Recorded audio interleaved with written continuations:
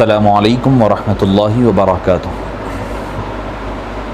الحمد للہ رب العالمین والصلاة والسلام علی اشرف الانبیاء والمرسلین وعلی آلہ وصحبہ البررۃ اجمعین والحمد للہ رب العالمین۔ فاعوذ باللہ من الشیطان الرجیم، بسم اللہ الرحمن الرحیم۔ ان اللہ وملائکتہ یصلون علی النبی یا ایھا الذین آمنوا صلوا علیہ وسلموا تسلیما۔ اللہم صل علی سیدنا محمد وعلی آلہ وصحبہ افضل صلواتک وعدد معلوماتک وبارک وسلم صلاۃ وسلاما علیک یا سیدی یا رسول اللہ صلی اللہ تعالی علیک وعلی آلک وسلم تسلیما کثیرا کثیرا۔ معزز سامعین کرام، شفیق بزرگوں اور عزیز ساتھیوں، ہماری 5 روزہ نشست محرم الحرام کی آج آخری کڑی اور نشست، جو کہ حضرت سیدنا امام علی مقام رضی اللہ عنہ علیہ السلام کی شہادت مبارک سے اور اس سے قبل کے حضرت سیدنا عباس علمدار رضی اللہ عنہ کی شہادت مبارکہ سے آغاز ہوگا، اور کربلا کا اختتام اور حجاز کو قافلہ حسین کی روانگی، اور پھر قاتلین حسین اور قاتلین اہل بیت اطہار کا انجام اور کچھ بعد کے واقعات آپ کے گوش و گزار کرنے کی سعادت حاصل کی جائے گی۔ معزز سامعین کرام، شفیق بزرگوں اور عزیز ساتھیوں، کل کی گفتگو کا اختتام سیدنا علی اکبر ہم شبیہ مصطفیٰ صلی اللہ علیہ وآلہ وسلم کی شہادت مبارکہ پر ہوا تھا۔ اس کے بعد حبیب پاک صلی اللہ علیہ وسلم کے پیارے نواسے امام حسین نے اپنے چھوٹے شہزادے لخت جگر حضرت سیدنا حضرت علی اصغر رضی اللہ عنہ ارضاہ کو لا کر کے بتایا، تمہارا مقابلہ مجھ سے ہے، تمہاری دشمنی مجھ سے ہے، بیعت میں نے تمہیں نہیں کرنی ہے، میں نے تم سے بیعت کا انکار کیا ہے۔ اس 6 مہینے کا بچہ جو ابھی بول نہیں سکتا، ابھی کچھ کر نہیں سکتا، تو اس بچے سے تمہاری کیا دشمنی ہے، اس سے کیا تعلق ہے؟ دراصل معزز سامعین کرام، یہ بات صرف بیعت کی نہیں تھی، مسئلہ اور ارادہ تو یہ تھا کہ ان کو پتہ تھا کہ اہل بیت اطہار کا بچہ ایسا ہے کہ وہ بڑوں کو پیچھا کرنے والا ہے۔ وہ چاہتے یہ تھے کہ امام حسین رضی اللہ عنہ وارضاہ کی نسل پاک کو، حبیب پاک کی نسل مبارک کا خاتمہ، دراصل یہ حقیقی مقصد تھا یزیدی فوجوں کا۔ تو مقصد تو یہی تھا کہ ساری فوجوں کو، سارے اہل خانہ کو ختم کر دیا جائے، تاکہ نسل مصطفیٰ کو، جو پہلے کے لوگوں نے، ولید بن عقبہ وغیرہ جو لوگ تھے جنہوں نے کہا تھا کہ الابتر، اے حبیب ہم آپ کی نسل کو کٹتا ہوا دیکھ رہے ہیں، تو اللہ نے فرمایا تھا کہ وہ ابتر نہیں ہے، وہ تو اللہ نے تو ان کو کوثر عطا فرمایا ہے فاطمہ کی شکل میں، جن کی اولاد پاک کل صبح قیامت تک جاری رہنے والی ہے۔ تو وہ تو چاہتے یہ تھے کہ پوری نسل کو خاتمہ کر دے، مگر یریدون لیطفئوا نور اللہ بافواہہم، وہ چاہتے ہیں کہ اپنے چہروں سے، اپنے منہ سے اللہ کے نور کو بجھا دیں۔ واللہ متم نورہ ولو کرہ الکافرون، جبکہ اللہ نے تو اپنے نور کو مکمل فرما دیا ہے، اب کس نے مجال ہے کہ اس نور خداوند قدوس کو بجھا سکے؟ تو معزز سامعین کرام، علی اصغر رضی اللہ عنہ ارضاہ کو جب باہر لایا گیا تو خولی نے بڑی تیز تیر ماری، جو آپ کے حلقوم مبارک، حلق مبارک سے ہوتی ہوئی گزر کر کے آپ واصل باللہ ہو گئے، اور بس کیا تھا کہ امام ہمام نے اپنے علی اصغر کو ہاتھوں میں اٹھائے ہوئے آسمان کی طرف بڑھا کر کہنے لگے کہ اے باری تعالیٰ، اس شہادت کو، اس قربانی کو بھی قبول فرما لیجئے، میں نے صرف پیش آپ کی خدمت میں پیش کرنے کے لیے پیش کیا ہے، اب یہ بھی میرا بیٹا آپ کے حوالے ہے، کوئی نہیں باقی رکھ رہا ہوں، سب آپ کے دربار میں پیش کر رہا ہوں۔ حامیلان عرش بھی دیکھ کر اصغر کی لاش مچ گئی تھی کھل بھلی، آپ پر لاکھوں سلام۔ آپ اندازہ لگائیے کہ ایک غیر بھی ہوتا ہے تو جنگ میں کوئی بھی بڑے سے بڑا دشمن کیوں نہ ہو جائے، بچوں کو ہاتھ نہیں لگایا جاتا، وہ بھی شیرخوار بچہ ہے، دودھ پیتا بچہ ہے، آپ بتائیے کہ اس کا کیا قصور ہے، اس کا اس جنگ سے کیا تعلق ہے، کیا ریلیونٹ ہے؟ بیعت تو وہ بچہ کرنے سے رہا، تو معزز سامعین کرام امام حسین نے بتلا دیا رضی اللہ عنہ علیہ السلام نے کہ وہاں پر کسی کے لیے حضرت اسماعیل علیہ السلام کے لیے اللہ نے دمبے کو بھیجا تھا. جب ابراہیم ذبح کرے بیٹے کو، ذبح ہو نہیں رہا ہے، پوری طاقت لگا دیے، اس کے بعد جب چھری چل گئی، پٹی ہٹائے تو دیکھے تو بیٹا مسکراتا ہوا بازو ہے، یہاں پر ایک دمبا پڑا ہوا ہے جنت سے جو ذبح کیا گیا ہے. یہاں تو کوئی دمبا نہیں ہے، یہاں تو کوئی بکرا نہیں ہے، یہاں تو کوئی جانور نہیں ہے، جو کوئی تلواریں چل رہی ہے ڈائریکٹ گلوں پر چل رہی ہے قربانیاں. اسی لیے تو علامہ اقبال نے یوں ہی نہیں کہا کہ کتنی سادہ وہ رنگی ہے داستان حرم، ابتدا انتہا حسین ہے تو ابتدا ہے اسماعیل. اس کی ابتدا حضرت اسماعیل تھے، اب اس کی انتہا کو جب پہنچی ہے قربانی اللہ کے ذات پر، اللہ کے نام پر جو قربانی پیش کرنے کا واقعہ حضرت امام حسین، اس کی انتہا ہے. انتہا ہے حسین تو ابتدا ہے اسماعیل. تو معزز سامعین کرام، شفیق بزرگ اور عزیز ساتھی، امام ہمام نے اپنے لخت جگر کی قربانی بھی اور شہادت بھی اللہ کی راہ میں پیش فرما دی. اب پیش فرما کر کے جب واپس لائے تو حضرت زینب زار و خطار رو رہی ہے، دیکھ رہی ہے کہ یہ کیا ہو رہا ہے. امام حسین علیہ السلام کے جسم مبارک میں بچہ خون آلود ہوا ہے، لپٹا ہوا ہے، بچہ نظر نہیں آتا، بس خون ہی خون نظر آتا ہے. حضرت شہر بانو ہے جو پریشان حال دیکھے جا رہی ہے کہ کیا معاملہ ہو رہا ہے. وہ جو واقعات انبیاء کرام کے پڑھتے ہوئے آئے تھے وہ بس ایسے جو حقیقتاً وہ واقعات لگتے تھے، مگر یہاں پر کیا دیکھتے ہیں کہ حقیقتاً وہی معاملات پیش آ رہے ہیں. علی اصغر رضی اللہ عنہ ارضاہ کی شہادت کے بعد اب امام علی مقام نے دیکھا، حضرت علی اوسط امام زین العابدین نے کہا کہ بجان مجھے اجازت دیجئے کہ میں اب میدان کارساز میں جاؤں. آپ نے فرمایا ایک تو تم بیمار ہے، دوسری بات یہ کہ اس خاندان میں تم ہی اب تنہا باقی رہ گئے ہو. ایک تو نسل مصطفیٰ کو حسینی کو چلنی ہے قیامت تک کے لیے، دوسری چیز یہ کہ اس لٹے پٹے قافلے کو لے کر کے مدینہ منورہ حجاز مقدس لے کر کے جانی ہے. تو آپ نے ان کو منع فرما دیا. بڑا وہ اصرار کرنے لگے، آپ نے جب سختی سے منع فرمایا تو وہ خاموش ہو گئے. اب امام حمام علیہ السلام اپنی تیاری کرنے لگے تو ایک اور غازی، ایک اور اللہ کے شیروں میں کا ایک شیر خدا کا بیٹا اور ایک شیر، وہ آ کر کے اسد اللہ کا بیٹا اسد، شیروں کا بیٹا شیر، وہ دلبر جان باز اور طاقتور، وہ آ کر کہنے لگے کہ اے امام ابھی آپ کی باری نہیں آئی ہے، ابھی خدام کچھ باقی رہ گئے ہیں، ایک خادم بچ گیا ہے، اس خادم کی قربانی ہو جانے دیجئے، اس کے بعد آپ کے لیے وقت آ جائے گا. ابھی میدان ہم تیار کر رہے ہیں، سارے لوگ اپنی قربانیاں بچھا کر کے اللہ کے دربار میں بیٹھیں گے، قبولیت کی دعا مانگتے رہیں گے. جب آپ کی شہادت ہوگی تب ہماری قربانیاں اس بارگاہ خداوندی میں قدوس میں قبول ہو جائیں گی. وہ تھے حضرت سیدنا عباس بن علی کرم اللہ رضی اللہ عنہ اور کرم اللہ وجہہ الکریم. یہ وہی حضرت عباس ہے جن کو حضرت عباس علمدار کہا جاتا ہے، جن کو حضرت امام حسین نے اپنا علم عطا فرمایا تھا. وہ ام البنین رضی اللہ عنہا کے لخت جگر تھے. حضرت بی بی فاطمہ، جیسے میں نے گزشتہ آپ کو سیریز کی ویڈیوز میں اور دروس میں کہا ہے کہ آپ کی حضرت بی بی فاطمہ نے وصیت فرمائی تھی کہ ایک نیکوکار خاتون سے آپ نکاح کرنا اور ان سے جو بیٹا ہوگا اس کو جو ہے میری طرف سے ہاتھ سے سلا ہوا یہ جو کرتا اور زیب تن کیا ہوا ہے یہ جامہ زیب تن کروانا. تو معزز سامعین کرام، جس کی پرورش حضرت علی مرتضیٰ کرے، جس کی پرورش فاتح خیبر کرے، خیبر شکن کرے اور حضرت سیدنا علی مرتضیٰ کرے، لا سیف الا ذوالفقار کرے، تب اس کا معاملہ کیا ہوگا.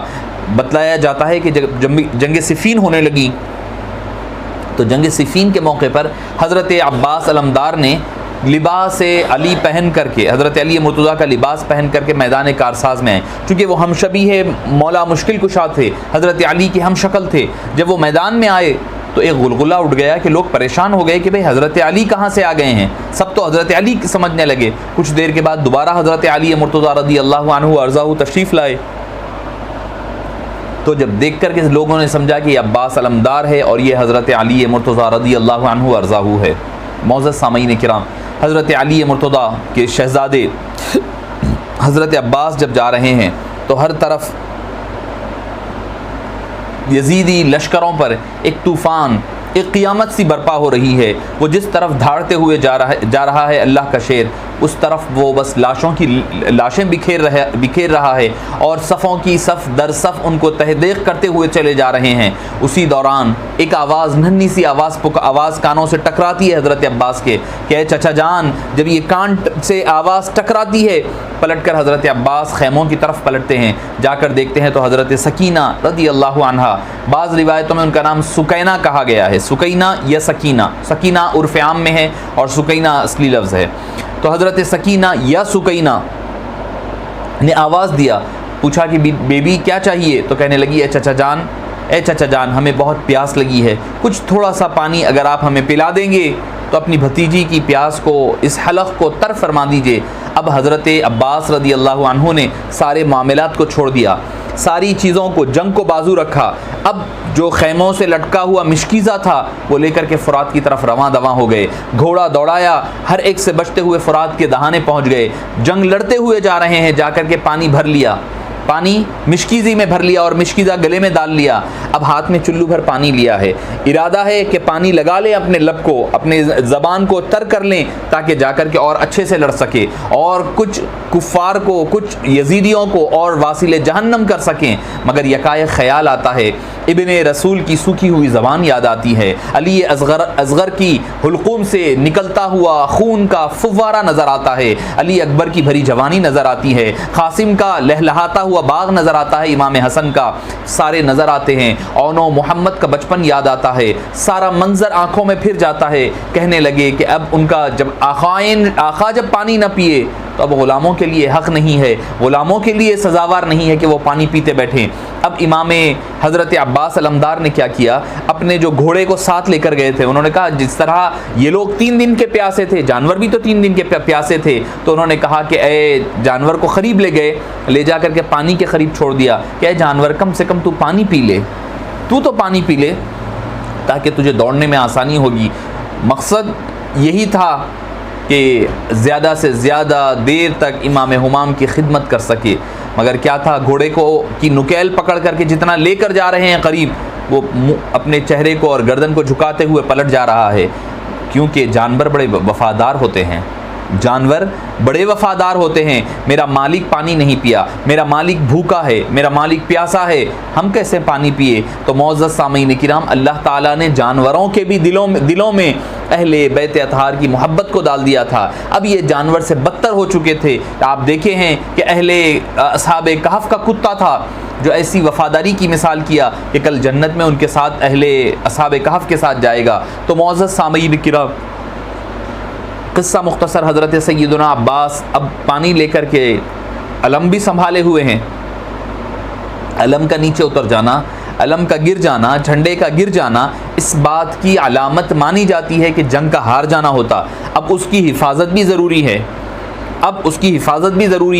اور اس کے ساتھ ہی ساتھ اب پانی کا بچانا بھی ضروری ہے، تیسری چیز اس کو حضرت سکینہ تک پہنچانا بھی ضروری ہے۔ اب یہ سارے ٹاسک لیتے ہوئے حضرت عباس خیموں کی طرف بڑھنے لگے، شمر پکارنے لگا کہ اے لوگو فوری جاؤ، جا کر کے عباس کو روک لو، اگر حضرت عباس نے اور حضرت امام حسین نے پانی پی لیا تو پھر تم ساروں کو پانی پلاتے ہوئے نظر آئیں گے، تمہیں میدان میں دوڑا کر ماریں گے، لہٰذا سب کچھ ہو جائے مگر پانی روکا جائے۔ حضرت عباس کے اوپر حملہ کیا گیا، ایک مکمل فوج کا ایک ٹکڑی جھتا کر کے حملہ کیا، آپ کا سیدھی رائٹ ہینڈ پر حملہ کر کے آپ کے دست مبارک کو شہید کیا، آپ نے علم کو لیفٹ ہینڈ میں لے لیا، پھر اس کے بعد آپ کا لیفٹ ہینڈ بھی شہید کیا گیا، اب اس کے بعد آپ نے علم مبارک کو اپنے کاندھوں کے بیچ میں سے جماتے ہوئے، سر سے منڈی سے جماتے ہوئے لیا، اب لے کر کے حضرت عباس آگے جا رہے ہیں، آگے چلے ہی جا رہے ہیں تو حرملہ جیسے ہی تیر مارتے ہی جو مشکیزہ پانی لے کر کے جا رہے تھے، لٹکا ہوا تھا،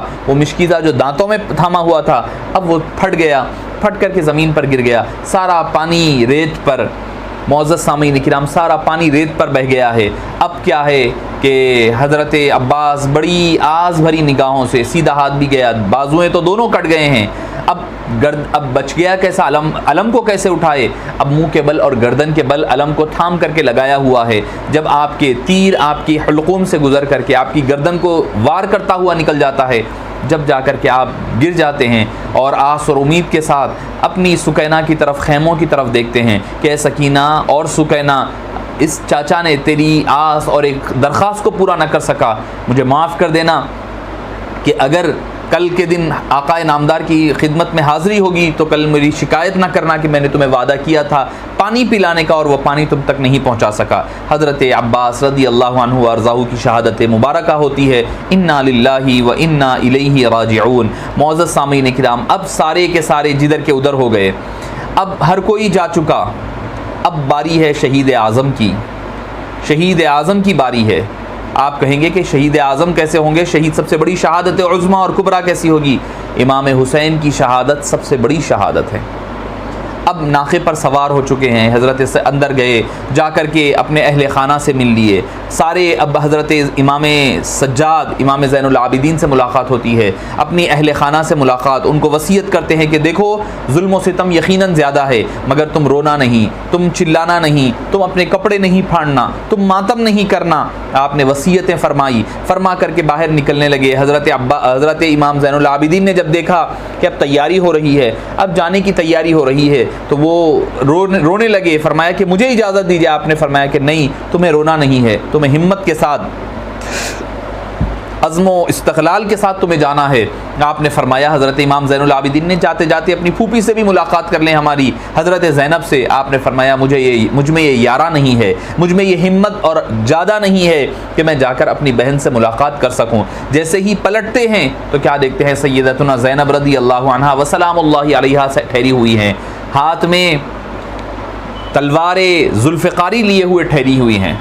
حضرت علی مرتضیٰ کی تلوار ہیں، اپنی والد ماجدہ کا سیاہ ہوا عمامہ پاک ہے جو آپ کو پہناتی ہے۔ حضرت امیر حمزہ رضی اللہ عنہ ارضاہ کی جو زین تھی وہ باندھتی ہے، امام جعفر طیار کی چیزیں باندھ کر کے اب آپ کو نوشا کو تیار کیا گیا۔ آپ دیکھتے ہیں کہ دلہا جب تیار ہوتا ہے تو وہ خود سے تیار نہیں ہوتا، بلکہ اس کو گھر کے بڑے لوگ جو ہوتے ہیں وہ تیار کر کر کے لاتے ہیں۔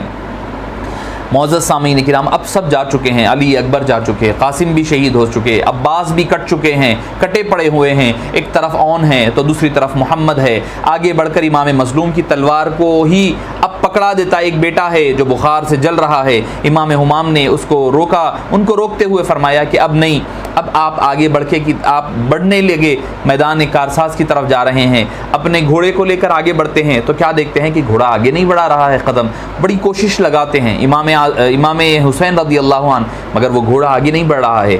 آپ یکایک آپ کی قدموں پر نظر پڑتی ہے تو وہاں پر بی بی سکینہ ہوتی ہے جو گھوڑے کو پیروں کو لپٹ چکی ہے، وہ ہلنے نہیں دیتی، یہ کہتے ہوئے کہ بابا اس میدان کی طرف نہ جائیے، کیوں کہ جو اس میدان میں جاتا ہے لوٹ کر کے واپس نہیں آتا، وہ کوئی زندہ واپس نہیں آ رہا ہے۔ پہلے علی حضرت چاچا قاسم گئے، وہ واپس نہیں آئے، اون گئے واپس نہیں آئے، محمد گئے وہ واپس نہیں آئے، حضرت عبداللہ گئے وہ واپس نہیں آئے، ابو بکر و عمر عثمان گئے وہ واپس نہیں آئے، حضرت چاچا عباس گئے وہ واپس نہیں آئے، بھیا علی اکبر گئے وہ واپس نہیں آئے، بلکہ ننھا علی اصغر بھی واپس نہیں آیا۔ اے بابا جان، آپ کو میں جانے نہیں دوں گی، آپ کو نہیں جانا ہے، جو اس میدان میں جا رہا ہے وہ لوٹ کر واپس نہیں آ رہا ہے۔ تو معزز سامعین کرام، حضرت امام حسین رضی اللہ عنہ ارضاہ کی چشمان مقدس سے زار و قطار آنسو جاری ہونے لگے۔ آپ نے اپنی بچی کو اٹھا کر گلے سے لگایا اور لگا کر کے اس کو دلاسا دیا، اور حضرت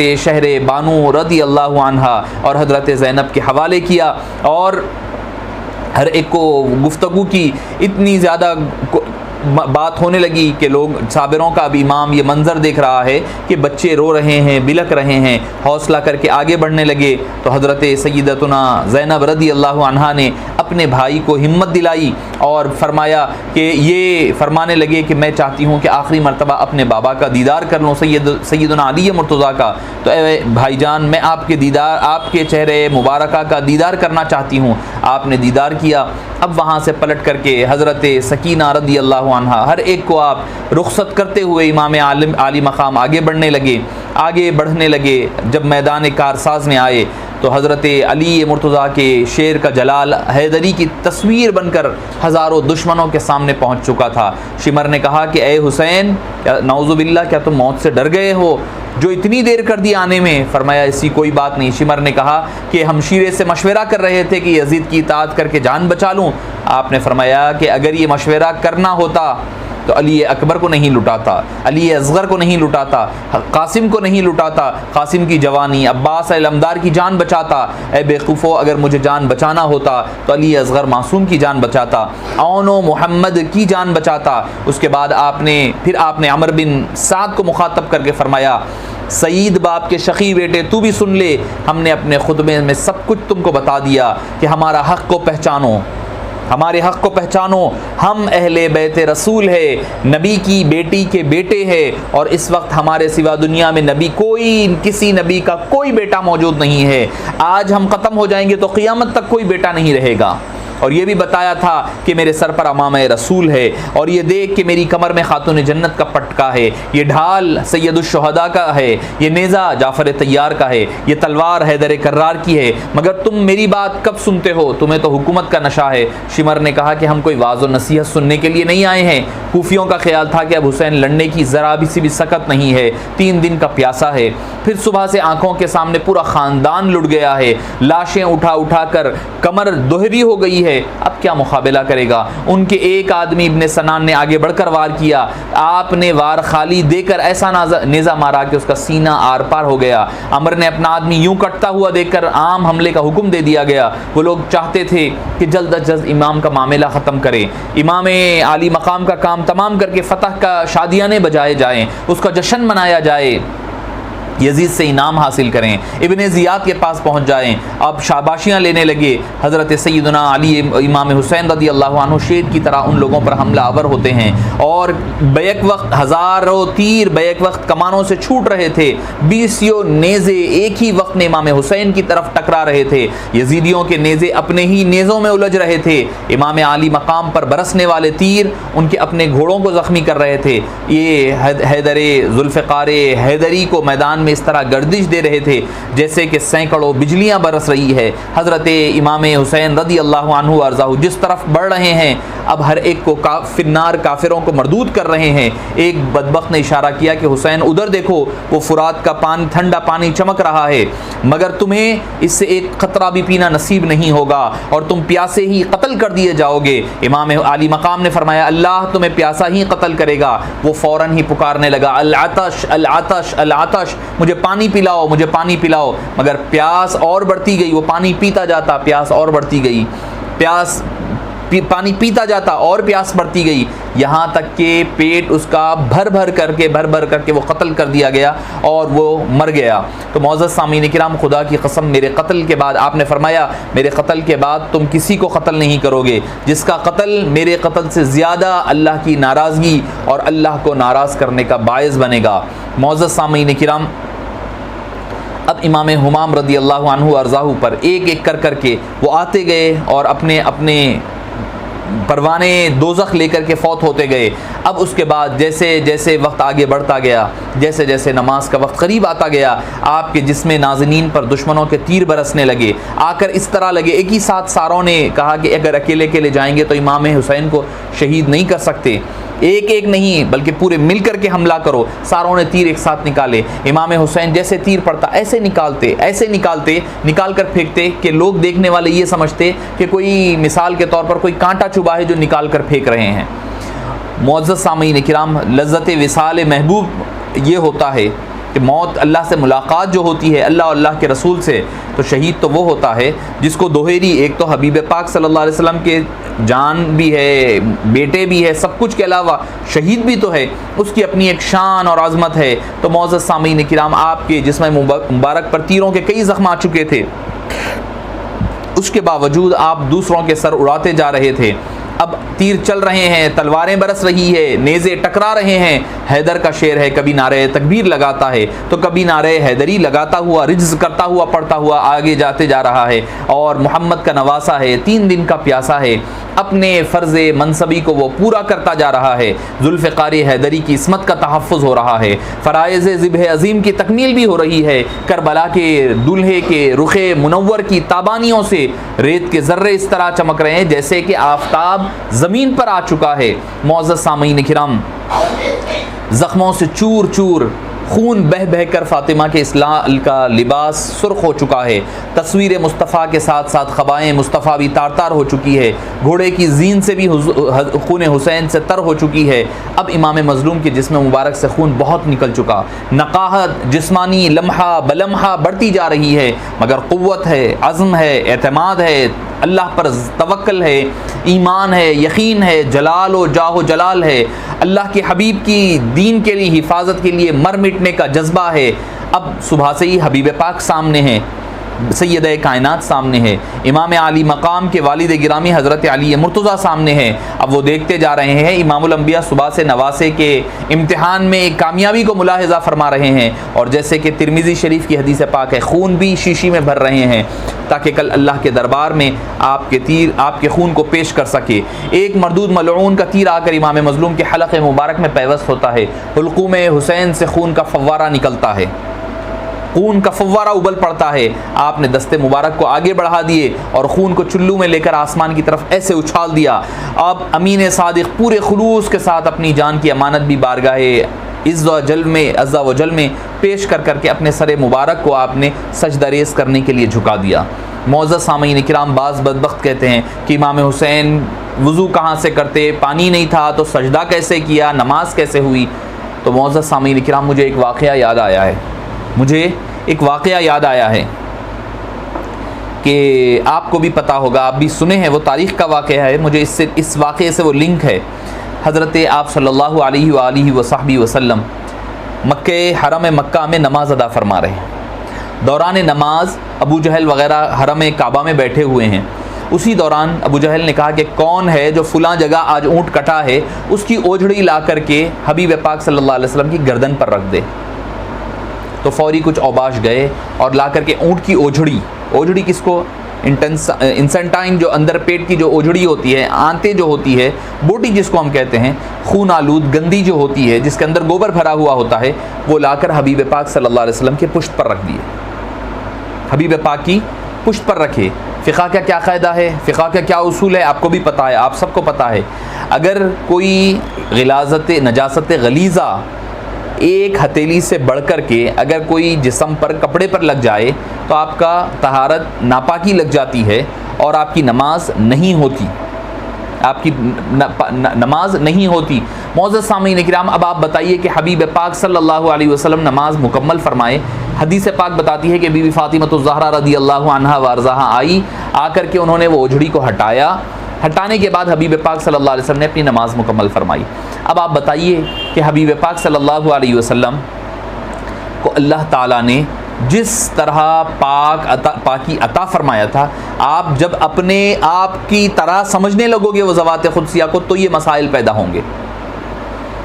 جو بدعقیدہ اہل حدیث حضرات نے جو عقیدہ اپنے اندر پیوست کر لیا ہے کہ پاک ہونا تو نماز ہوتی ہے، وہ ہماری طرح نعوذ باللہ ہے نہیں، نہ نبی کبھی ناپاک ہو سکتے ہیں، نہ آل ابام فاطمہ ناپاک ہو سکتی ہیں، کبھی حضرت علی ناپاک نہیں ہو سکتے، امام حسن اور امام حسین بھی ناپاک کبھی نہیں ہو سکتے، کیونکہ قرآن نے کہا ہے وَيُطَهِّرَكُمْ تَطْهِيرًا، ہم آپ کو پاک کرتے ہیں، کرتے رہیں گے، قیامت تک یہ تطہیر ہوتی رہے گی۔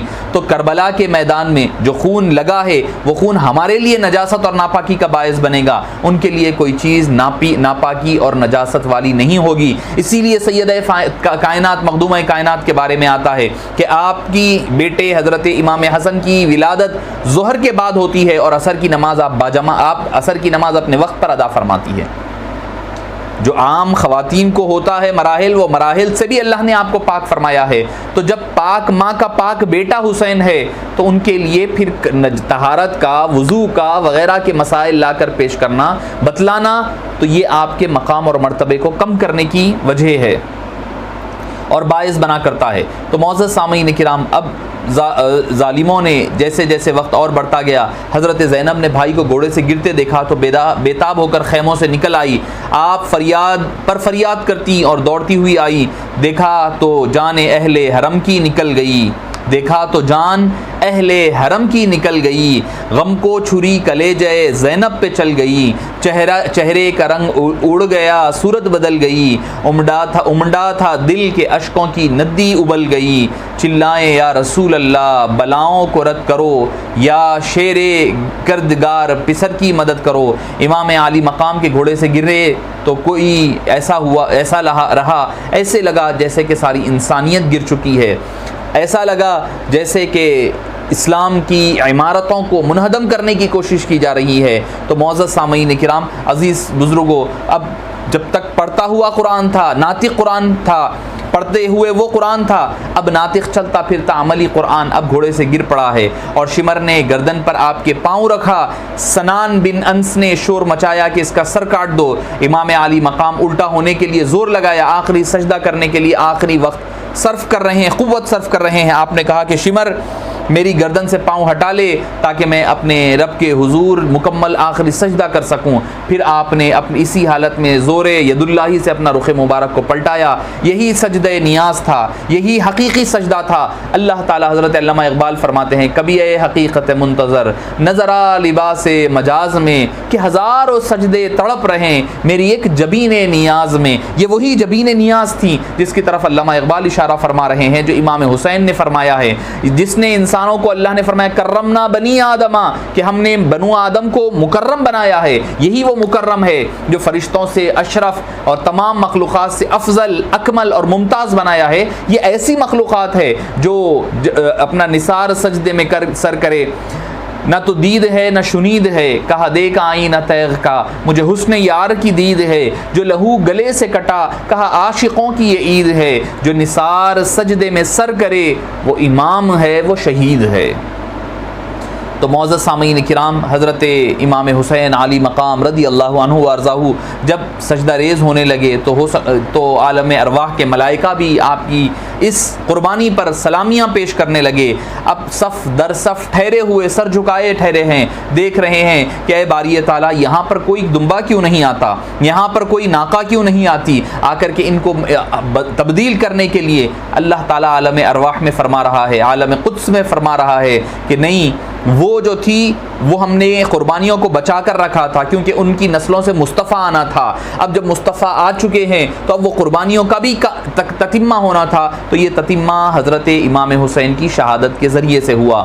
تو معزز سامعین کرام، سنان بن انس نے اس سر انور کو، پہلے تو شمر نے گردن پر خنجر ایسا چلایا کہ آپ کا سر مبارک کو علیحدہ کیا، اور سنان بن انس نے آپ کے سر مبارک کو جسم سے جدا کیا اور اپنے نیزے پر لگا دیا، اور اب یہ لے کر کے یہ خونخوار کتوں نے سر امام حسین کو پوری انسانیت کا سر قلم کر دیا، حق و انصاف کا سر قلم کر دیا۔ اب یہاں سے اس ایک لے کر کے اب چل پڑ رہے ہیں۔ سر شبیر نے نیزے پر بلند ہو کر بھی یہ حقیقت دنیا والوں کو بتا دی کہ پورے طور پر ظاہر کر دی کہ حق ہمیشہ بلند رہا کرتا ہے۔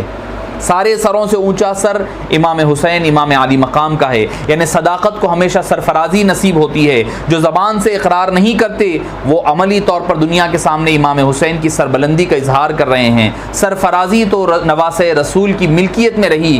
معزز سامعین کرام، پھر یزیدیوں نے راکب دوش رسول کے لاش اقدس پر گھوڑے دوڑانے شروع کر دیے۔ اللہ کی، فرشتوں کی، ان تمام لوگوں کی لعنت ہو۔ اب آ کر کے ادھر گلستان فاطمہ کا ایک ایک پھول ختم ہو چکا ہے، اور ادھر یزیدی فوج دشمن جشن فتح منا رہے ہیں، اور ادھر ہوتے ہوتے شمر بدماش نے یہ کہا کہ چلو اب خیموں کی طرف بڑھتے ہیں۔ اب مرد تو سارے ختم ہو گئے ہیں، اب بچے بچ گئے ہیں، اب ان کا بچہ ایک ہے، اس کے ساتھ ہی ساتھ خواتین ہے، ان کا معاملہ بھی ہم برابر کر دیں گے۔ جب وہ آنے لگے تو انہوں نے آ کر کے شمر نے ساتھیوں کو کہا کہ ان کا بھی سر قلم کر دو، تو حضرت جناب سجاد سنبھل کر اٹھنے لگے، تو علی کی بیٹی حضرت سیدتنا زینب نے چلا کر کہا، غضب سے فرمایا، بے غیرتو انسانوں، کچھ تو شرم کرو، اب بیمار کو بھی قتل کرو گے؟ آؤ پہلے، اگر تمہیں اپنی حسین عباس وغیرہ کے خون سے تمہاری پیاس نہیں بجھی ہے، اگر تم اس بچے کو قتل کرنا چاہتے ہو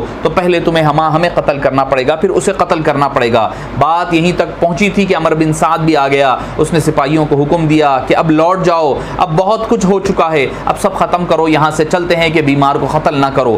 ایک اہل بیت ایک ہی خیمے میں پڑے ہوئے اپنی حالت زار پر رو رہے ہیں کہ شام کا وقت ہوتا ہے، پھر نماز مغرب کی ادائیگی کے بعد اب شام غریباں، درد و الم میں ڈوبی ہوئی شام، خون شہیدہ میں لت پت شام، افسردہ اور نڈھال شام، لٹی پٹی گھسی پٹی کٹی پٹی شام، تڑپتی پھڑکتی بلکتی شام، اندھی اور کالی شام، غمگین اور المناک شام۔ وہ خود اپنی زبان حال سے وہ چیخ رہی ہوگی کہ ایسی شام کے پہلے کبھی نہیں دیکھا ہوگا، جو آسمان بھی برس رہا ہے تو خون کے آنسو برسا رہا ہے، زمین سے بھی جو پتھر ہٹایا جا رہا ہے وہاں سے بھی یزیدی لشکروں کے ان کے بدماشوں کی بدماشیاں نظر آ رہی ہے۔ معزز سامعین کرام، ایسا نہیں کہ میں جذبات میں کہہ رہا ہوں، یہ احادیث طیبہ میں ہیں، یہ کتب احادیث میں ملے گا آپ کو کہ کس طرح امام زین العابدین اور یہ قافلہ امام حسین جو لٹا پٹا قافلہ تھا وہ جانے لگا، تو اس کے بعد کیا کیا معاملات ہوئے کہ آپ بتلاتے چلوں میں۔ امام احمد بن حنبل سے مروی ہے، البدایہ والنہایہ والیوم نمبر 8 صفحہ نمبر 201، امام احمد بن حنبل فرماتے ہیں، وہ روایت کرتے ہیں، وہ عمار سے روایت کرتے ہیں، ام سلمہ سے سنا گیا کہ امام حسین کی سمعت ام سلمہ حضرت ام سلمہ سے مروی ہے، قالت سمعت الجن تنوح علی الحسین، کہ میں نے جنوں کی جماعتوں کو سنا ہے کہ وہ امام حسین کے غم میں رو رہے تھے اور یہ اشعار پڑھے جا رہے تھے کہ ایھا القاتلون جہلا حسینا الشر بالعذاب والتنکیل کل اہل سماء ویدعوکم علیکم ونبی ومرسل وقبیل قد لعنتم علی لسان ابن داود وموسیٰ وصاحب الانجیل۔ تو یہ البدایہ والنہایہ میں علامہ ابن کثیر نقل کر رہے ہیں۔ دوسری روایت ہے، البدایہ ہی کی روایت ہے کہ وہ کہتے ہیں کہ ہم کربلا میں موجود تھے، حضرت ابو جناب کلبی فرماتے ہیں کہ ہم نے جنات کے نوحہ کرتے ہوئے سنا ہے۔ آگے بڑھیں، تاریخ الخلفاء علامہ شاہ عبدالحق محدث دہلوی کی ما ثبت بالسنہ میں ہے کہ امام علی مقام کی شہادت کے بعد دنیا میں 7 دن تک اندھیرا رہا۔ میں نہیں، علامہ شاہ عبدالحق محدث دہلوی کی ما ثبت بالسنہ من ایام السنہ محرم کے باب کو اٹھا کر پڑھے، یہاں میرے سامنے حوالہ ہے۔ آپ فرماتے ہیں کہ 7 دن تک دنیا پر اندھیرا رہا، دیوار دھوپوں پر پڑتی تو انتہائی پھیکی رہتی اور زرد رنگ ہوا کرتی، کوفیوں کے فوج کے پاس زرد رنگ والی گھاس تھی وہ سب مٹی ہو گئی، بیت المقدس کے جس پتھر کو اٹھایا جاتا اس کے نیچے خون ہوتا، ابن زیاد کے مکانوں سے خون نکل رہا تھا، آسمانوں کے کنارے سرخ ہو چکے تھے اور یہ پھر سرخی پر لکھا ہوا تھا جو اب بھی شفق کی صورت میں موجود ہے اور قیامت تک رہے گا۔ معزز سامعین کرام، عمر عیشی کا بیان ہے کہ کوفہ کے جس قصر عمارت میں ابن زیاد کے سامنے علی مقام کا سر رکھا ہوا تھا اس جگہ ابن زیاد کا کٹا ہوا سر مختار الثقفی نے بھی رکھا تھا۔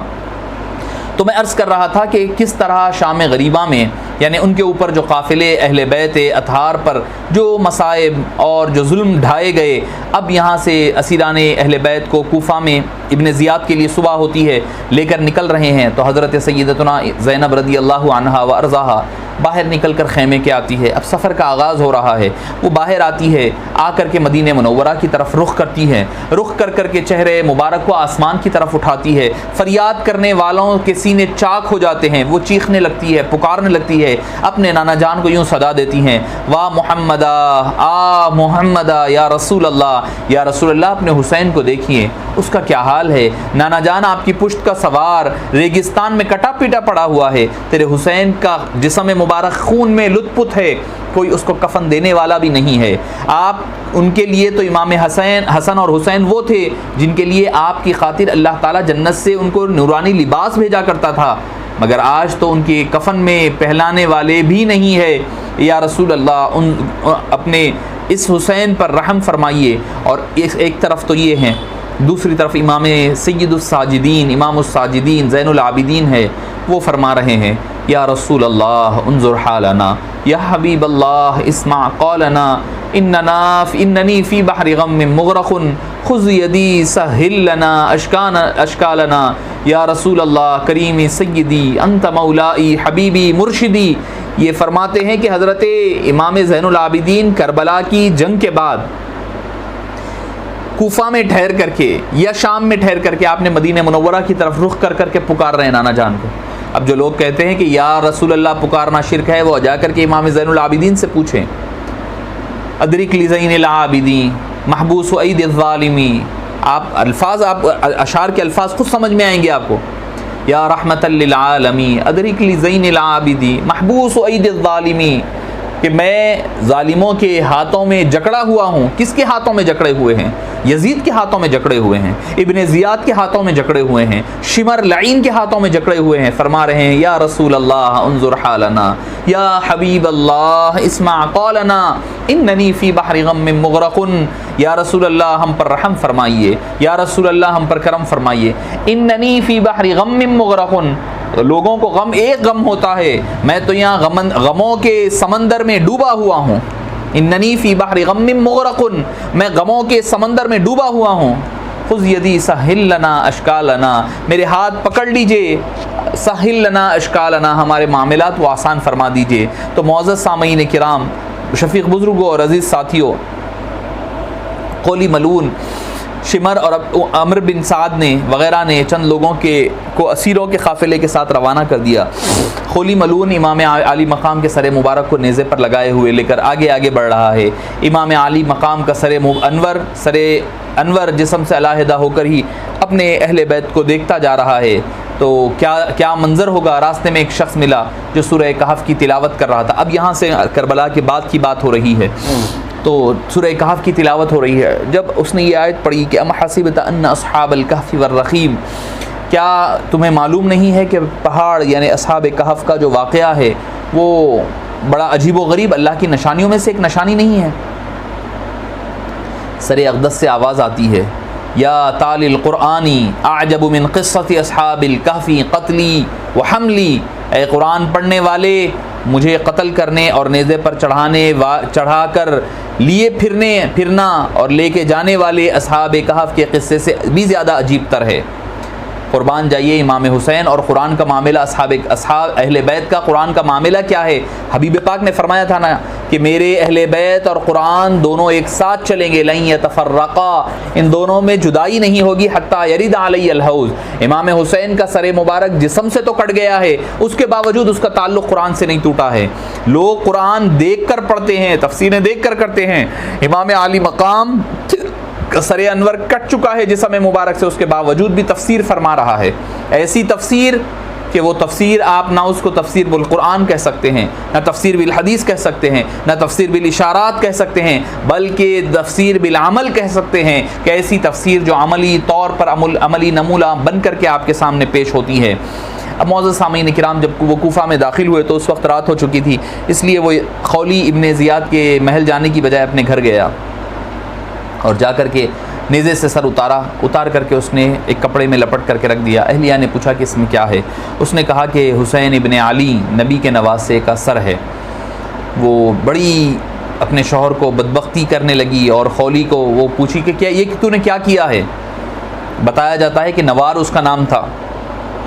جب اس نے سنا تو وہ رونے لگی اور روتی بھی جا رہی تھی، غصے سے آگ بگولی بھی ہو رہی تھی، ہو کر کہہ رہی تھی کہ ملعون تو نے یہ بہت برا کیا ہے. وہ کہہ رہی تھی کہ خدا جو ہے تجھے غارت کر دے، تو نے جنت نوجوانوں کے سردار کا سر کاٹا ہے، خدا تجھے آگ میں جلائے، تو نے فاطمہ کے لال کا سر کاٹا ہے، تو ہمیشہ آگ میں جلتا رہے. وہ کہتی گئی، کہتے ہوئے اس نے سر انور کو لے کر بیٹھ گئی، تشت میں رکھا، خوشبو لگائی اور سامنے رکھ کر رونے لگی. رات کا کافی حصہ گزر گیا اور روتے روتے اس کی آنکھ لگ گئی. پھر ایک دم آنکھ کھلتی ہے تو گھر میں نور کی بارش ہوتی ہے. ان انوار کی چادروں میں لپٹی ہوئی 4 خواتین ٹھہری ہوئی تھی، جیسے جنت سے کوئی خواتین، کئی جنت کی حوریں اتر آئی ہے. خولی کی بیوی نے بے تاب ہو کر پوچھا آپ حضرات کون ہے؟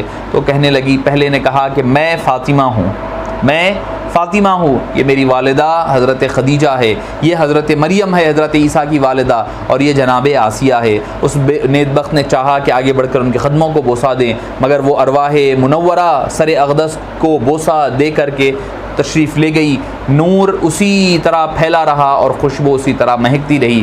اس نے اپنا نصیبہ چمکا لیا اور قولی نے اپنے نصیبے کو برباد کر لیا۔ شہید اعظم رضی اللہ عنہ علیہ السلام کا سر مبارک ابن زیاد کے سامنے پہنچتا ہے۔ پہنچنے پر وہ جو ہے کہنے لگا کہ کتنا میں نے تو اس سے زیادہ خوبصورت چہرہ کبھی نہیں دیکھا۔ وہ لکڑی لے کر کے آپ کے دندان مبارک کو ہلا رہا تھا، دانت اچھے دانت کسی کے آج تک نہیں دیکھے، میں نے ایسا چہرہ کسی کا نہیں دیکھا۔ وہاں پر حضرت زید بن ارقم صحابی رسول موجود تھے، وہ دیکھے تو انہوں نے کہا زیاد ان ہونٹوں کو، ان دانتوں سے اپنی چھڑی کو ہٹا لے، میں نے نبی پاک کو ان لبوں کو چومتے ہوئے دیکھا ہے، اس جبین کو بوسہ دیتے ہوئے دیکھا ہے، اور اللہ کے حبیب کو یہ فرماتے ہوئے سنا جنت میں یہ وہی جائے گا جو میرے حسین سے محبت کرے گا۔ ابن زیاد نے سنا تو چلا اٹھا کہنے لگا اگر بوڑھے اگر تو سٹھیا نہ گیا ہے تو میں تجھے قتل کر دیتا۔ حضرت زید نے سن کر اٹھ کر جاتے ہوئے کہہ رہے تھے اے لوگو، تم نے فاطمہ کے بیٹے کو قتل کیا اور مرجانہ کے بیٹے کو حاکم بنایا، وہ نیکوں کو قتل کرتا ہے، شریروں کو غلام بناتا ہے، تم نے خود ذلت پسند کی، خدا انہیں تباہ و تاراج کرے۔ یہ کہتے ہوئے وہ نکل گئے۔ اب قافلہ حجاز اہل بیت کوفہ میں پہنچ چکا ہے۔ کوفے والوں نے خاندان نبوت کو اس طرح رسیوں میں دیکھا تو اب تک تو آئے نہیں تھے، اب تک تو وہ بغاوت کرتے ہوئے اور بے وفائی بدعہدی کرتے ہوئے گئے تھے، اب ناہو فغاں کرنے لگے۔ خواتین و مرد ہر طرف سے رو رو کر آہوزاری کرنے لگے، ہائے اور وائے کے نعرے اور ماتم کرنے لگے۔ کوفیوں کی آہوزاری فریاد فغاں سن کر بنت علی حضرت زینب بڑی غضبناک ہوئی۔ فصیح عرب کی نواسی ہے، باب العلم کی بیٹی ہے، آپ اندازہ لگائیے، اب پہلے تو علم کی سمندر ہے، اب اس میں جوش بھی آ گیا ہے۔ اب کوفیوں کو چپ کرا دیا۔ آپ نے فرمایا بد نصیب کوفیوں، رو رو کر آہوزاری کرتے ہو، ماتم کرتے ہو، سینہ پیٹتے ہو، اہل بیت کے خون سے دامن سے رنگنے والے تم خود ہو، حسین کا کنبہ شہید کرنے والے تم ہو، میرے بھائی پر تیر چلانے والے تم ہو، میرے بھائی کا گلا کٹوانے والے تم ہو، ہمیں قیدی بنا کر یہاں لانے والے تم ہو، جفا کارو میرے بھائی کو خط لکھ کر تم نے بلایا تھا، بے وفائی کرنے والے تم ہو، بے وفاؤ تم نے مسلم کو اور ان کے بیٹوں کو شہید کروایا، دولت کے لالچ میں یزید کی دولت کے آگے تم نے اپنے آپ کو بیچ دیا۔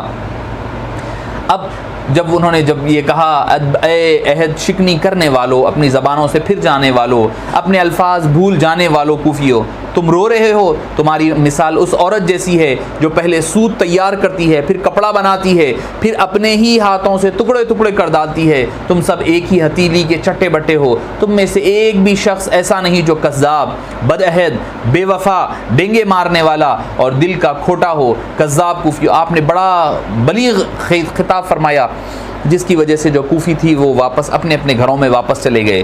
پھر اسیران کربلا کو ابن زیاد کے جا کر کے وہ آگے بڑھ کر کے حضرت سجاد کو، امام زین العابدین کو بھی شہید کرنے کا ارادہ کیا، تو حضرت زینب درمیان میں آ گئی، کہنے لگی کہ اے ظالم، حجرہ رسول کا آخری چراغ گل کر دینا چاہتا ہے کیا؟ تو نسل مصطفیٰ کو دنیا سے مٹانا چاہتا ہے؟ آؤ یہ حسرت پوری کرنا ہے تو لاؤ تلواریں، پہلے ہم خواتین کو قتل کرو۔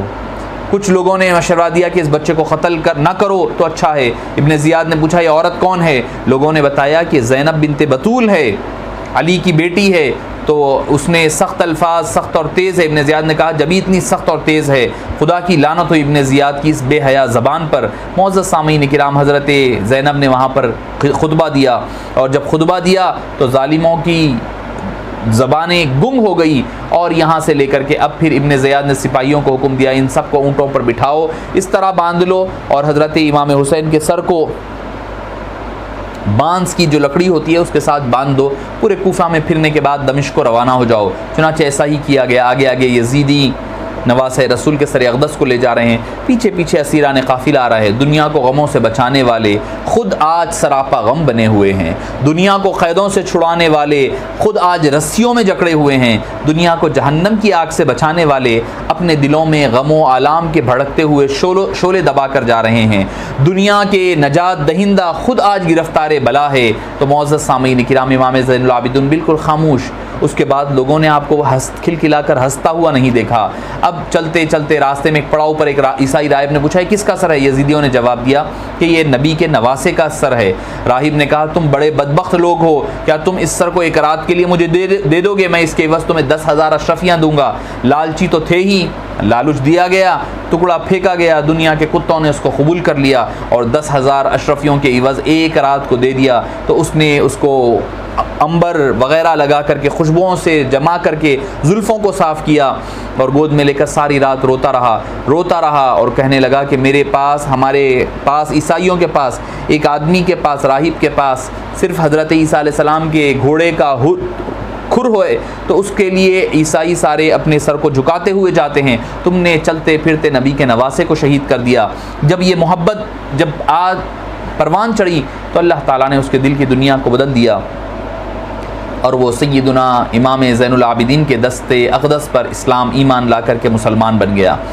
اب چلتے جا رہے ہیں، پھر شہر موصل آیا، آگے بڑھتے جا رہے ہیں، باب الحران آیا، اس کا مزار مرجع خاص و عام، وہاں پر لوگوں نے دعائیں بھی قبول ہوتی ہے، اور مزار یحییٰ بھی، شہید بھی وہیں پر ہے کے نام سے مشہور ہے وہ علاقہ۔ پھر وہاں سے موصل آیا، چند یزیدی سپاہی حاکم شہر کے پاس گئے اور کہا کہ ہم اہل امیر کوفہ کے بھیجے ہوئے ہیں، امیر شام کے پاس جانا ہے، ہم کربلا سے آ رہے ہیں، ہمیں یہاں رات بسر کرنا ہے، ہمارے لیے رہنے کا انتظام کرو۔ پھر اس نے شہر کے تمام لوگوں کو مشورہ کیا کہ کیا ہم ان لٹیروں کو شہر میں آنے دیں؟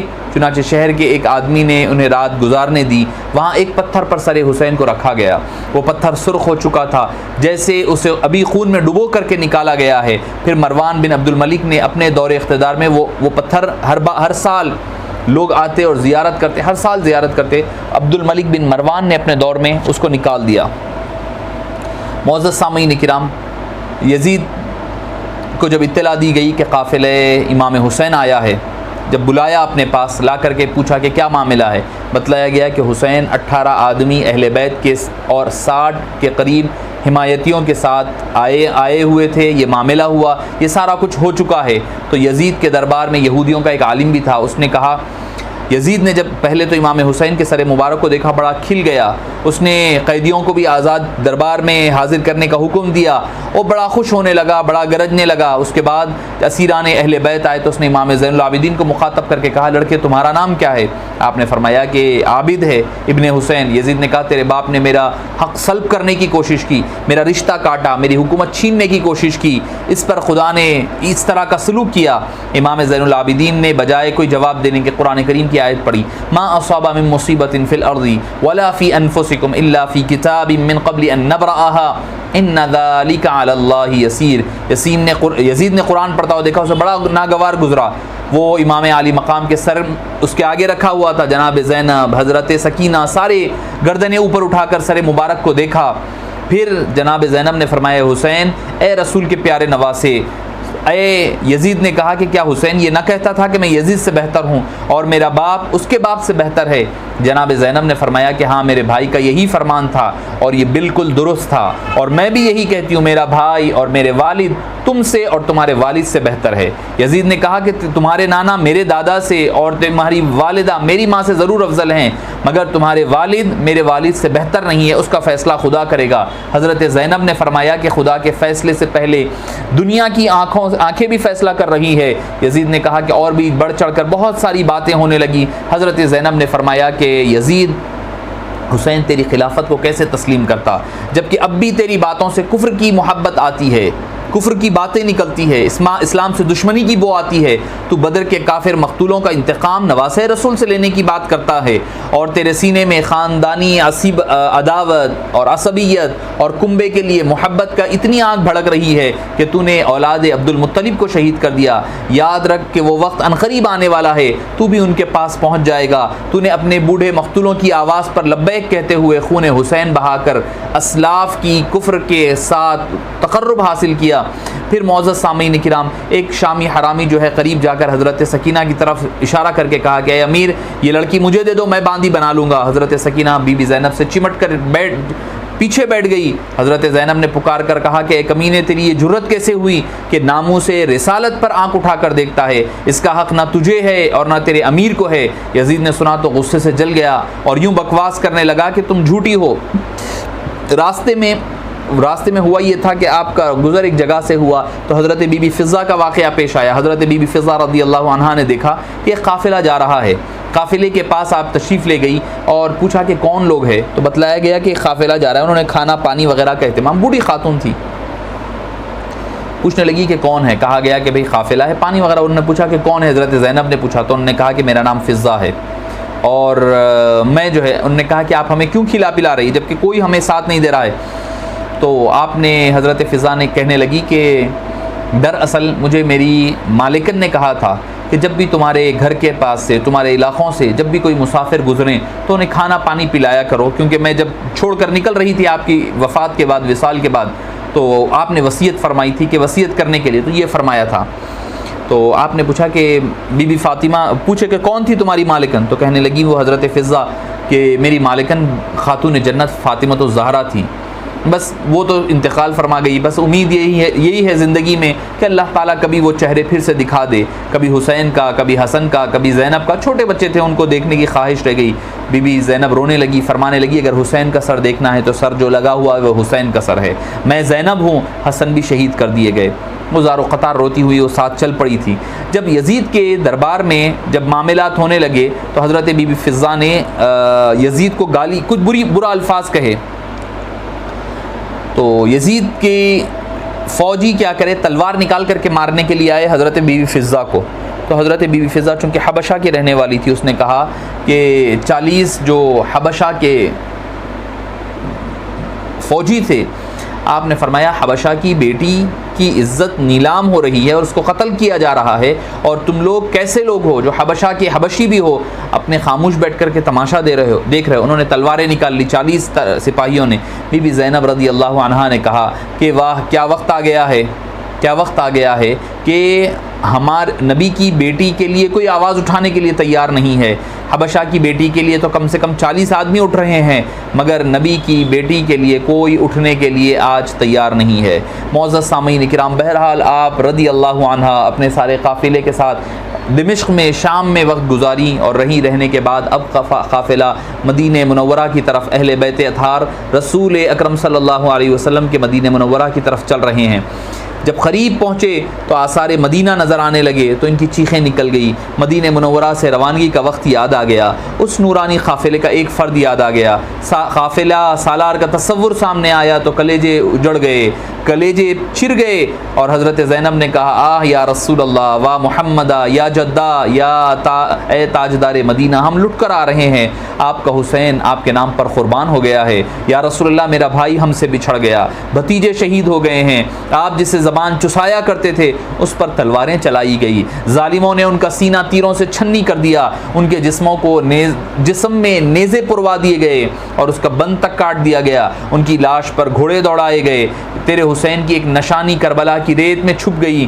اے نانا جان, کیسے بتاؤں کہ آپ کی گود میں کھیلنے والی زینب کے ہاتھوں میں ظالموں نے ہتکڑیاں ڈال دی, ہمیں رسیوں میں جکڑ دیا گیا. حضرت جناب ام لیلہ ہے, جناب رباب نے فریاد کی, اے تاجدار مدینہ, یا رسول اللہ, اے ہمارے آقا و مولا, ہمارا گھر سب سہاگ سب اجڑ چکا ہے, ہماری آرزویں لٹ چکی ہیں, ہماری گردنیں خالی ہو چکی ہیں, گودیں خالی ہو چکی, اب کوئی نہیں رہا. ادھر یہ آہو فغاں ہو رہی ہے. مدینہ منورہ کے لوگ, مرد و خواتین, بچے چلاتے ہوئے دوڑتے ہوئے باہر نکل آئے, اور نکل آنے کے بعد ان کا قافلہ, مصیبت زدہ قافلے کی اطلاع جیسے ہی مل چکی ہے, ہر طرف کوہرام مچ گیا. سارے ایسا معلوم ہوتا تھا کہ جیسے آج ہی قیامت برپا ہونے والی ہے, آج ہی لوگ اہل بیت اطہار کی سواریوں سے چمٹ رہے ہیں, نالا ہو رہا ہے, آہو فغاں ہو رہی ہے. ایک ہی خاندان کے 40 میں سے چند خواتین اور بیمار سجاد کو دیکھتے ہوئے دامن, صبر کا دامن سب کا چھوٹ چکا ہے. اہل مدینہ کی فریادیں اور ان کے آہو فغاں سارے اہل بیت اطہار کے لرزہ دلوں کو, پھر کون ہے ان کا غم کا گسار کون ہے, یہ نالے حبی امی جان کے دربار پہ پیش ہوتی ہیں, حضرت امام حسن کی روضہ مطہرہ پر پیش ہوتے ہیں.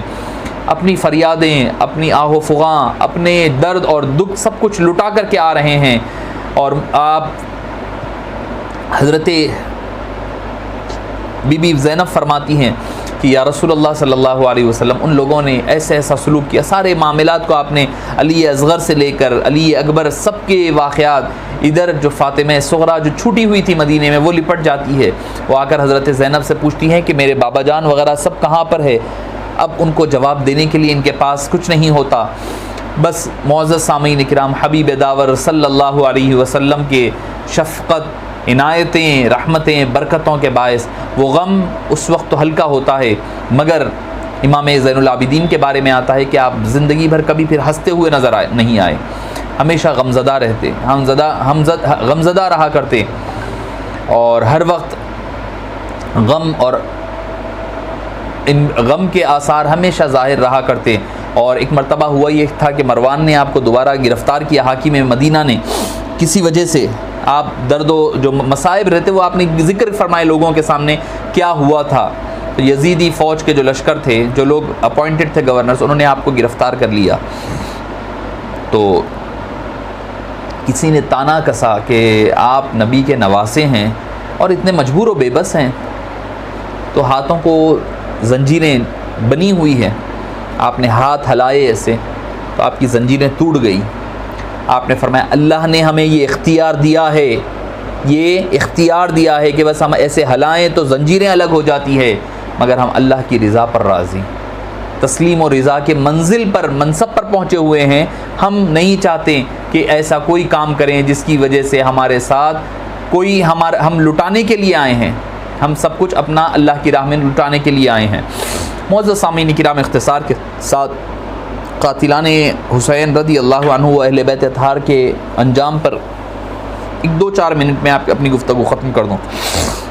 آپ امام عالی مقام کے جو قافلے میں جن لوگوں نے آپ کو خط لکھ کر کے بلایا تھا، اس میں ایک شخص کا نام تھا مختار الثقفی۔ مختار الثقفی یہ انتہائی چالاک اور مکار قسم کا آدمی تھا۔ تو اس نے آپ کی شہادت کے بعد، حالانکہ پہلے تو اس نے یہ کیا تھا کہ خط لکھ کر کے آپ کو بلایا گیا تھا، اس بلانے والوں میں وہ شامل تھا، پھر بعد میں ہوا یہ کہ ایک نعرہ اس نے مقرر کیا کہ ہم خون حسین کا انتقام لیں گے، بدلہ لیں گے، اور اس نے لوگوں کو ایک تحریر دکھائی جس میں کہا کہ یہ محمد بن حنفیہ رضی اللہ عنہ، حنیفہ رضی اللہ عنہ، جو حضرت علی مشکل کشا کے دوسرے بیٹے تھے، دوسری اہلیہ سے، کہ امام حسین کے نام سے تھی کہ ہم تجھے اس بات کی اجازت دیتے ہیں کہ تم انتقام حسین لیا جائے۔ حالانکہ وہ جھوٹی بات تھی۔ جب امام محمد بن حنیفہ کو اطلاع ملی تو آپ نے فرمایا کہ میں نے ایسی کوئی خط نہیں بھیجا۔ اب ہوا یہ کہ مختار الثقفی کی تحریک چل پڑی اور زور پکڑتی گئی۔ کوفہ کے لوگ اب اپنی غلطی پر پچھتاوا کر رہے تھے اور تلافی کے طور پر اس تحریک کو مضبوط کرتے جا رہے تھے۔ بالآخر یزید ابن زیاد کی جو کوفہ میں حکومت تھی اس کو پلٹا دیا گیا اور تختہ الٹ گیا، اور قاتلوں نے ہی قاتلوں سے انتقام لینا شروع کر دیا، اور خدا کی اس عمل کی عملی تفسیر بن گئی کہ حضرت موسیٰ علیہ السلام کی قوم نے جب پرستش کی تھی تو ایک قوم نے دوسرے کو قتل کیا، وہی معاملہ ان کے ساتھ بھی یہاں ہونے لگا۔ بہرحال مختار الثقفی کا عہد آ چکا تھا اور نامور قاتلین کا انتقام شروع ہو چکا تھا۔ سب سے پہلے ملعون شمر کا معاملہ ہوا، شمر کو گرفتار کر کے لایا، اور دونوں میں اس نے کہا کہ جس ہاتھ سے گردن حسین پر تو نے خنجر چلایا تھا وہ اٹھا۔ شمر نے رد کیا، کہا کہ پیاسا ہوں، پہلے تھوڑا سا پانی پلا دو۔ مختار نے کہا کہ بدبخت تو نے اہل بیت اطہار پر پانی بند کیا تھا اور اب پانی مجھ سے مانگتا ہے۔ پھر پہلے نیزے مار مار کر اس کا بند زخمی کیا گیا، پھر قتل کر کے لاش کو کتوں کے حوالے کر دی گئی۔ پھر حرملہ کو گرفتار کیا گیا، حرملہ کو جس نے حضرت علی اصغر کے حلق مبارک پر تیر چلایا تھا، مختار الثقفی کے سامنے لایا گیا تو اس نے سپاہیوں کو حکم دیا کہ معصوم اصغر کے گلا چھیدنے والے اس بدماش کے گلے پر تیر چلاؤ۔ اس کی گردن کو تیروں پر دکر پھر کر کے اس کے ہاتھ کٹوائے گئے، اس کے گلے کو کٹوایا گیا اور اس کو بھی جلا کر کے پھینک دیا گیا۔ خون علی اصغر کا انتقام لیا گیا۔ خلی بن یزید جس نے حضرت امام علی مقام کو تیر مارا تھا، تیر نیزے پر چڑھایا تھا، تو یہ کہہ کر اس نے اپنا پہلا ہاتھ داہنا ہاتھ کاٹنے کا حکم دیا، پھر بہنا ہاتھ کٹایا گیا، پھر دونوں ہاتھوں پیروں کو اس کے دھڑ اسی کے ساتھ پھینک دیا گیا۔ مالک بن بشیر، سنان بن انس، جس نے امام علی مقام کے سینے سے آر پار نیزے بھی کیے تھے. پھر اس کے بعد حکم بن طفیل ابن زیاد ملون، یہ مردود چھپا ہوا تھا. مختار کے لشکر نے گھیراؤ کیا تو مقابلہ کرتا رہا، آخر میں گرفتار ہوا. اسے اسی محل میں لایا گیا جس محل میں جہاں بیٹھ کر کے اہل بیت کے ساتھ اس نے ظلم کیا تھا. اس گرفتار کر کے کس کی مشکیں باندھی گئی اور سپاہی اس کے منہ پر تماچے لاتے مارتے رہے. جب مختار کے سامنے لایا گیا تو اس نے پہلے اس کے جسم سے ایک بوٹی کاٹنے کا حکم دیا. جب اس کا ایک عضو کٹ گیا تو وہ اس کی لاش پر گھوڑے دوڑائے. پھر اس کا سر کاٹ کر رکھ لیا گیا اور لاش کو آگ میں پھینک دیا گیا. اس کا سر لوگوں کے سامنے بھی پڑا ہوا تھا. ایک سانپ آیا اور اس کی ناک میں گھس کر دوسری ناک سے باہر نکل گیا. اس سانپ نے کئی مرتبہ ایسے کیا اور پھر وہ غائب ہو گیا. یہ تھا خون حسین کا انتقام. ہر شخص نے اپنے ظلم کی سزا بھگت رہا تھا. اب یزید کا آخری بات کر کے اپنی گفتگو کا اختتام کر لوں. معزز سامعین کرام، اب کوئی کہتا ہے کہ بھئی ابن زیاد نے کیا، شمر نے کیا، سنان نے کیا، انس نے کیا، فلاں نے کیا، فلاں نے کیا. یزید کا کیا تعلق ہے؟ یزید تو جنگ میں بھی نہیں تھا. تو معزز سامعین کرام، آپ نے سارا کربلا کا واقعہ سنا. آپ نے سارے واقعے میں کہیں پر یہ سنا ہے، پڑھا ہے، لکھا ہوا بتا دے مجھے کہ یزید نے شمر کو یا ابن زیاد کو یا عمر بن سعد کو کسی کو بھی سزا دی ہو یا ان کے خلاف کوئی ایکشن لیا ہو. اگر وہ یہ کرتا تو ہم کہہ سکتے تھے چلو ٹھیک ہے بھائی اس نے کیا ہے، مگر کہیں پر نظر نہیں آتا، کہیں پر نظر نہیں آتا. تو معزز سامعین کرام، ایک بات تو یہ کہ وہ اس پر خوش تھا. بعد میں جو ڈھونگ کیا کہ میں نہیں راضی تھا، یہ ابن زیاد نے کیا یا فلاں نے کیا، وہ سارا ڈرامہ تھا جو اس نے رچایا تاکہ جب دیکھا کہ لوگ مخالف ہو رہے ہیں تو ہمدردیاں حاصل کرنے کے لیے اس نے یہ کام کیا. ایک چیز چلیں، ایک وقت کے لیے امام حسین کے کربلا کے واقعے کو بازو رکھا جائے. یزید کے 3 سال ہیں، 61، 62، 63، 3 سال.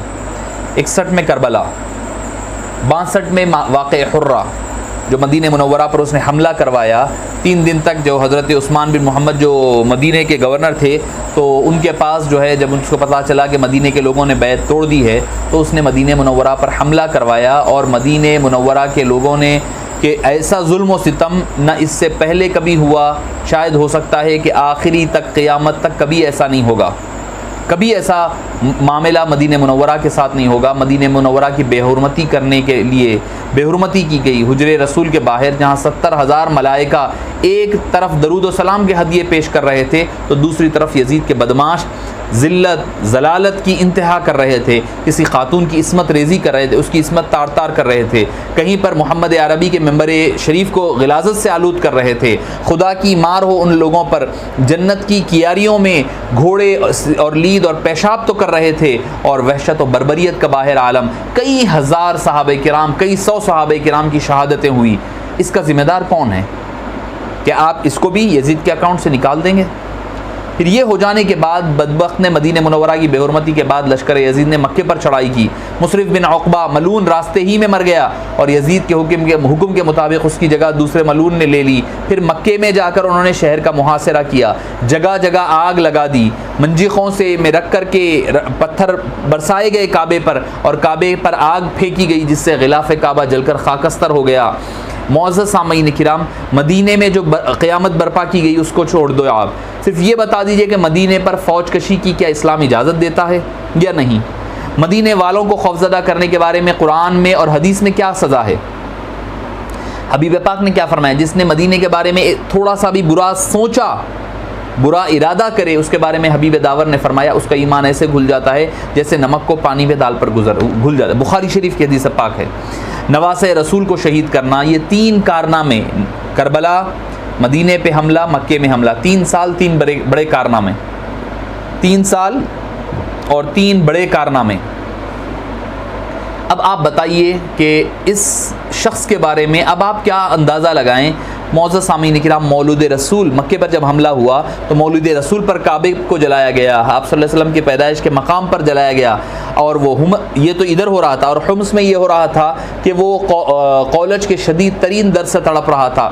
شاہی حکیم ہے کہ بیکار ثابت ہو رہی ہے، 2-3 دن سے اٹھ رہا ہے اور مسلسل بڑھتا جا رہا ہے، اور آخر اسی مرض میں، اسی عذاب میں وہ داخل جہنم ہوا، لعنت اللہ علیہ وانصارہ واعوانہ۔